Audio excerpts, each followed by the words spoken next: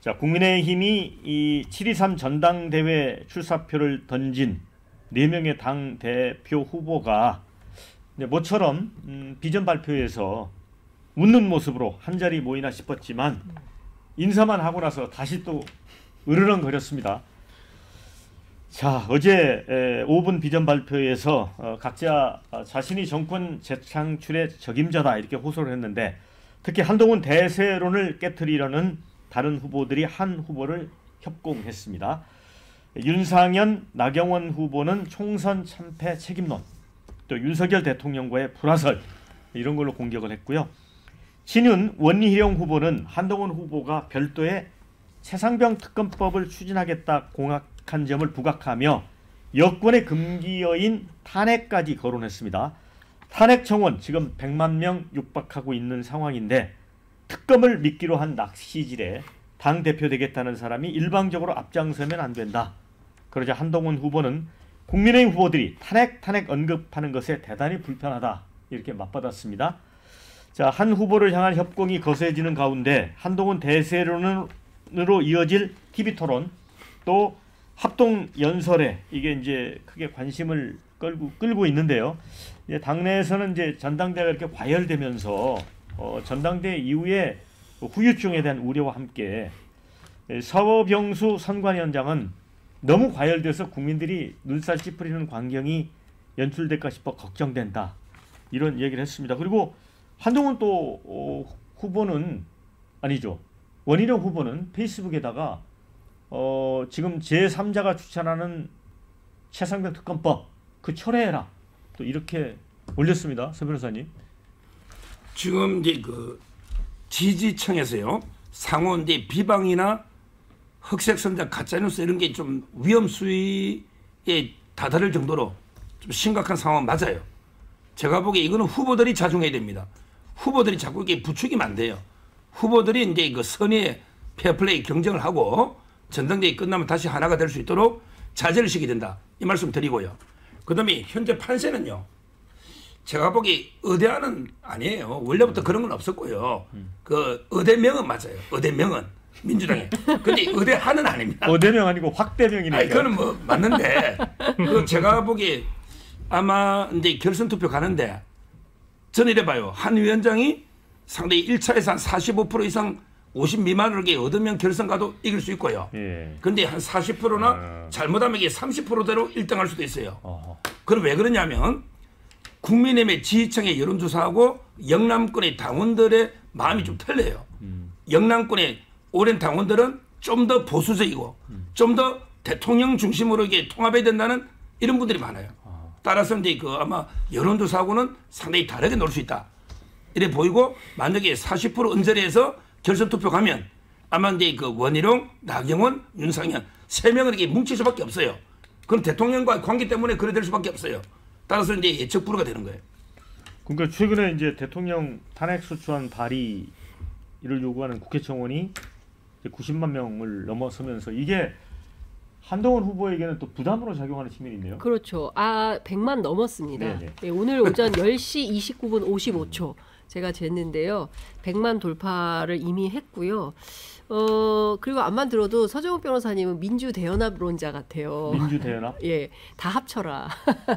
다 합쳐서 연대해서 한 팀이 되자. 원팀론 뭐 이런 거를 이제 주장을 하시는 것 같아요. 그런데 지금 국민의힘 전당대회 돌아가는 걸 보면 연합이 안 된다. 그러니까 서로 갈등이 굉장히 치열하고 실제로 그 최혜병 특검법을 둘러싸고도 원희룡 장관은 지금이라도 취소해라라고 요구를 하는 거고 한동훈 장관은 그러면 지금 뭐 대안이 뭐냐 민주당이 요구하는 이 최혜병 특검법 막을 수 있는 대안이 뭐냐 그 대안을 얘기해라 이런 거고 급기야 오늘 조국혁신당의 조국 대표가 오전에 뭘 발표를 했냐면 특검 추천권 우리 당은 고집하지 않겠다. 그러니까 민주당이 얘기한 그 교섭단체 하나, 비교섭단체 하나, 그래서 둘 추천해서 대통령이 임명하도록 한 법에서 조국혁신당 추천권 고집하지 않겠다. 그러니까 내려놓겠다는 거예요. 그러면 한동훈 특검안도 받을 수 있다. 수용 가능하다. 이렇게 얘기를 한 겁니다. 경우에 따라서는 앵커님께서 말씀하신 대로 한동훈 위원장에게 상당히 부담이 되는 형국으로 가고 있는 것입니다. 그러면 여기에서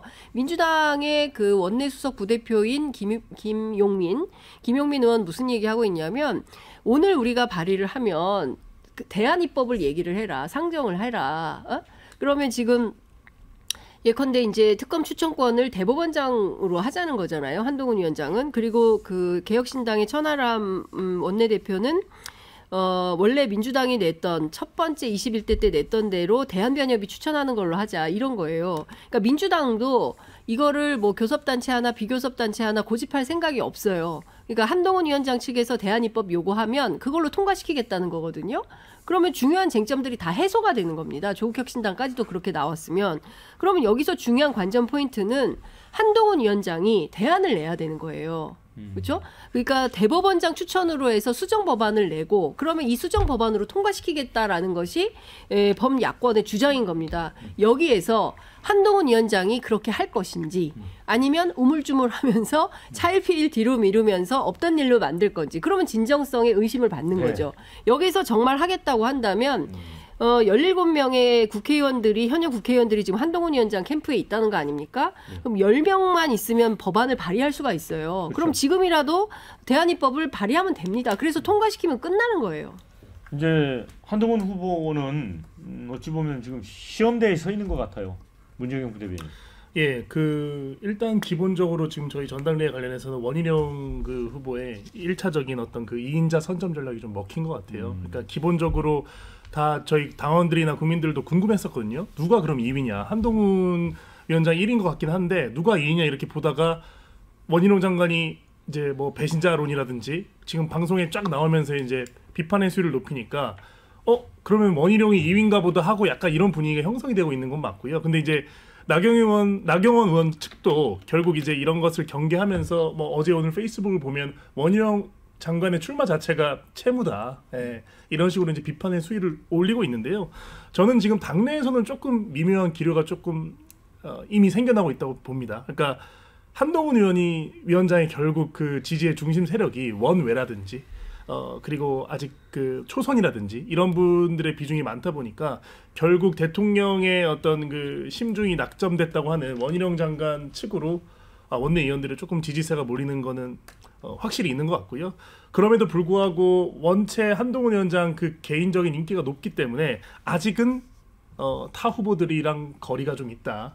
당선 가능성이나 이런 것들을 봤을 때 그래서 저는 앞으로 더 이 비방의 수위가 좀 세질 것이라고 생각하는 것이 우선 아직 그 변수가 많습니다. 일단 나경원 의원도 이제 피치를 올려서 적어도 내가 2인자라는 어떤 이런 인식을 심어줘야 되고 한동훈 위원장도 쫓아오는 원희룡 장관에 대해서 뭔가 받아치는 메시지가 조금 더 명확해질 필요가 있다고 저는 봐요. 그렇기 때문에 뭐 최근 보면은 저희 당권주자분들이 굉장히 활발하게 방송 활동을 하시는데 아마 이번 주 또 다음 주까지 가면서 배신자론을 뛰어넘는 새로운 어떤 그 비방의 메시지 또는 견제의 메시지가 전 등장할 것 같습니다. 네, 자 댓글에 정책 토론 실종에 비방전만 난무하는 것 같아 국힘 전당대 실망이다. 원희룡은 한동훈에게 열등감 있나?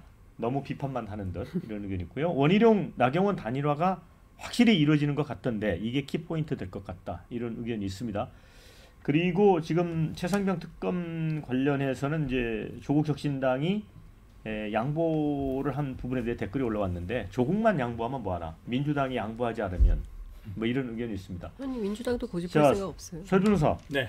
이 어떻게 보세요? 국민님 뭐 전당대회 뭐 저는 1강 2중 1약이다. 지금 형세는. 근데 뭐 제 개인적으로는 아마 1차 투표에서 끝나지 않을까. 1차 투표에서. 예, 저는 뭐 내부적으로는 뭐 이상한 기류가 있다고 생각하는데 아마 그러니까 지금 가장 현역 의원이 많은 곳은 영남 지역이잖아요. 근데 영남의 중진들, 재선 이상 영남의 중진들이 쉽사리 움직이지 못할 거예요. 그리고 지금 대통령을 안고 가는 게 유리한 거예요. 그게 좋은 거예요.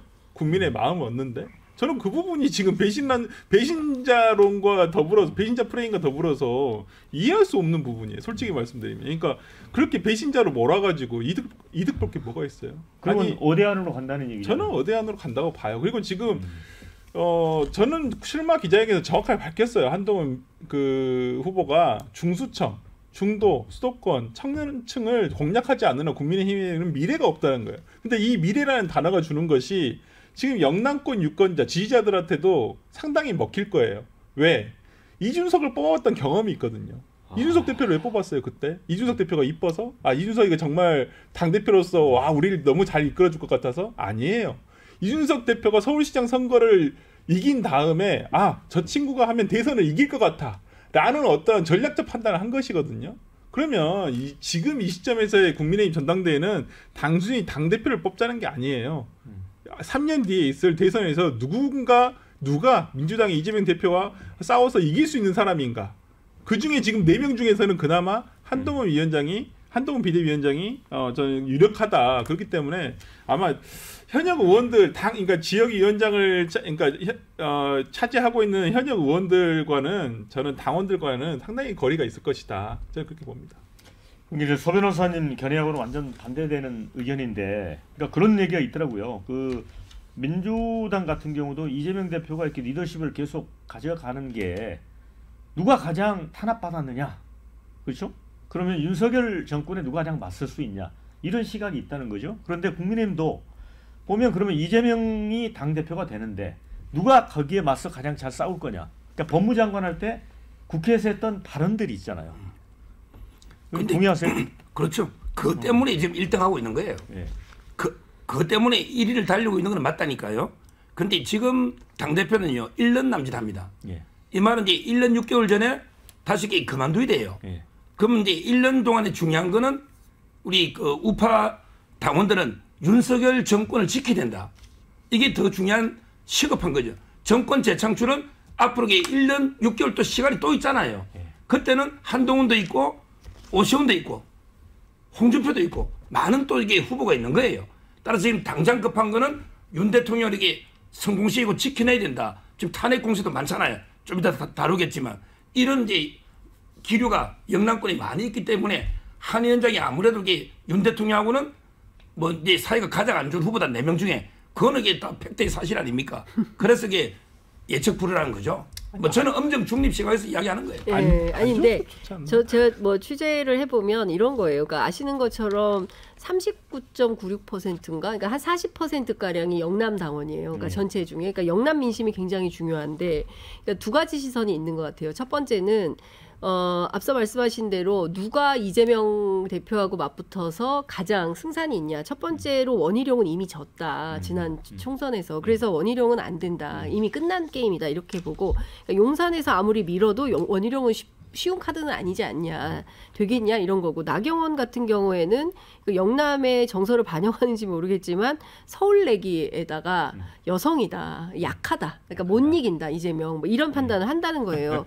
그래서 우리한테 지금 필요한 것은 쌈딱이다. 그러니까 민주당하고 붙어서 치열하게 싸워서 이길 수 있는 사람 누구냐? 그것은 한동훈밖에 없다. 이제 이런 당원들의 민심이 있는데, 실제로 홍준표 시장하고 이철우 경북지사가 한동훈 후보를 만나지 않음으로 인해서 주는 시그널이 상당히 큰 거잖아요. 그러니까 너는 아니야 이렇게 하고 있는 거 아니겠습니까? 그래서 그런 것에 대해서 당원들이 얼마나 영향을 받을 것이냐, 이게 굉장히 중요한데, 홍준표 시장은 생각보다 대구에서 별로 인기가 없다는 거예요. 그래서 홍준표 시장이 늘 중앙정치용으로 사실상 자신의 그 대선 행보를 하고 있다, 이렇게 보고 있기 때문에 중요하진 않은데, 이철우 지사가 주장하는 것은, 이철우 지사가 지금 목표하는 게 대구 경북 통합도지사 출마를 염두에 두고 있다는 거예요. 그러니까 이런 차원에서 얘기를 하고 있어서 여기가 갖고 있는 당원 동원력이 상당히 커서 이것은 좀 영향이 있을 것이다, 이제 이렇게 보는데, 중요한 건 영남의 현역들이 그렇게 큰 관심이 없다라는 소문이 들립니다. 네. 예. 그런데 물론 이제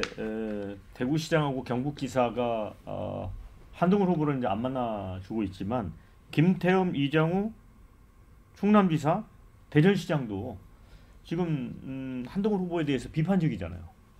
그러니까 예. 지금 거의 광역단체장들, 저희 국민의힘 소속 광역단체장들, 그리고 영남뿐만 아니라 뭐 충청이라든지 이런 쪽의 단체장들은 다 이제 원희룡 장관만 만난다든지 이런 식으로 해서 우회적으로라도 한동훈 장관에 대한 지지세가 없다는 것을 확인시켜주고 있는 것 같아요. 근데 제가 이게 좀 이 맞는 표현일지 모르겠는데, 원희룡 장관은 원희룡만의 그 이미지가 있거든요. 누가 뭐래도 원희룡 장관은 우리 당의 소장파였고, 또 원희룡이 가장 원희룡다울 때는 약간 언더독인 맛이 있어야 돼요. 근데 어느 순간부터 원 장관이 뭐 이 윤석열 정부에서 국토부 장관 한번 했다고 갑자기 지금 나와서 약간 탑독이 되는 그런 느낌으로 얘기를 하고 있거든요. 그러니까 그 원희룡 장관이 처음으로 주류가 됐다는 거 아닙니까? 그런 이미지가 풀풀 풍겨요. 정치 생활. 근데 맞아요. 예. 이거를 제가 봤을 때는 또 국민들이 봤을 때 다소 말하는 걸 보면 아직 그 체화가 덜 된 것 같아요. 내가 이제 탑독으로서 우리 이 영남권의 지지를 얻고 윤석열 정부를 대변하는 확실한 당권 주자다. 근데 그 와중에 말을 할 때 보면은 그래도 약간 소장파로서의 어떤 합리적인 이미지 이런 거를 지키다 보니까 방송 요새 나오는 그런 모습을 보면은 이 한동훈 위원장보다 조금 메시지가 명료하지 않다는 느낌? 이런 것들이 있기 때문에 이런 것은 국민들이 굉장히 또 정확하게 보거든요. 그래서 저는 오히려 아까 대변인 말씀하신 것처럼 아무리 뭐 영남권의 지지를 얻는다고 해도 그 영남권 대구 지지자들이 이준석 대표 다 뽑았지 않습니까? 그때 다 나경원 된다 그랬었어요. 그러니까 이런 어떤 경험적인 성장을 통해서 저는 그 원희룡 장관이나 또는 나경원 후보에 대한 지지세가 생각보다 더 낮을 수도 있다. 저는 지금 이 흐름이란 게 있거든요. 묘하게 또 윤석열 대통령의 그 탄핵 소추 청원이 100만에 이르고 이런 어떤 정치적인 흐름이란 게 있는데 뭔가 원희룡 장관이 이런 흐름을 거스르고 당권을 탈환할지에 대해서는 저는 좀 의문입니다. 네, 댓글 좀 읽어드릴게요. 정책은 어디 가고 자기 편끼리 물어뜯고 여당 참 딱하다 이런 의견. 그래도 국힘은 치고받느라 노이즈 마케팅으로 관심이라도 받지. 민주당은 어대명에 관심 1도 없네. 후보 등록은 하셨나? 이렇게 댓글 올려주신 분이 있습니다.